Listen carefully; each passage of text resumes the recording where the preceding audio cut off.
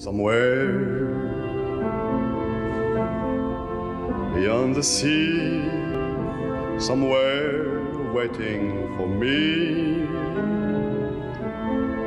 my lover stands on golden sands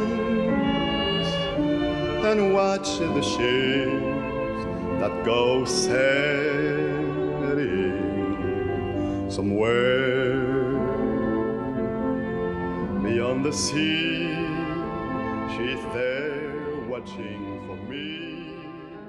On the 3rd of December 1941, my grandma was born in Hereford 4 days before the Japanese bombed Pearl Harbor, which brought the Americans into the Second World War, and nothing quite so dramatic has happened around here since.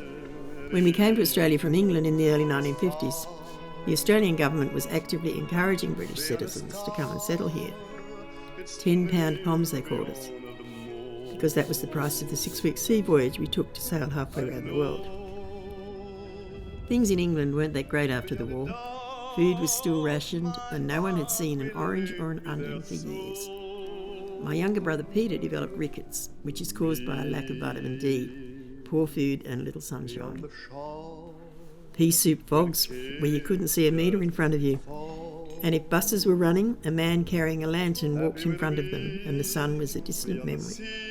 After the war ended, my ex-Air Force father trained as a teacher, and the New South Wales Department of Education was sponsoring teachers, so he packed up his wife, me and my 3 brothers, Peter, Simon and Tony, and headed for Australia.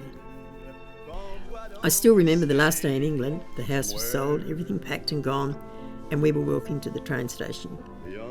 We walked past the picture theatre where every Saturday afternoon I went with sixpence, which bought a ticket and an ice cream. The week before I'd seen the Tarzan serial, ending with Tarzan jumping off a cliff, and I wanted to know what happened. Dad said I could go to the pictures, but they were going to Australia. And so to Sydney. After a few weeks in the Villawood Migrant Hostel, we took a train to Gundagai to a one-teacher school at Edwardstown. Dad joined the RSL in the Masonic Lodge and started a theatre group and put on 3-act comedies. My mother was not very outgoing and pretty shy, so she just stayed home and had babies. We kept chooks and had a cow, learnt to ride horses and avoid snakes. The schoolhouse was about 50 metres from the school.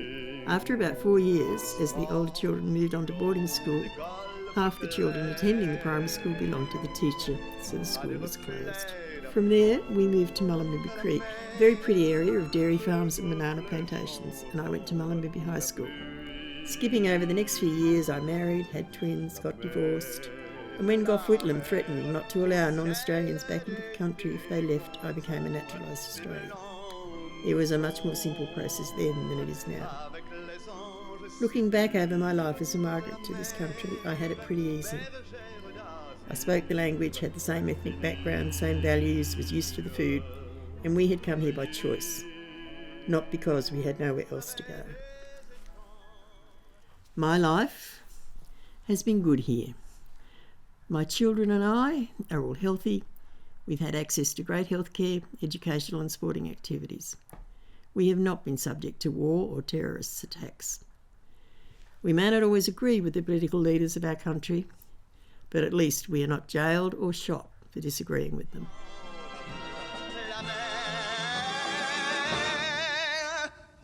Mon cœur, pour la vie.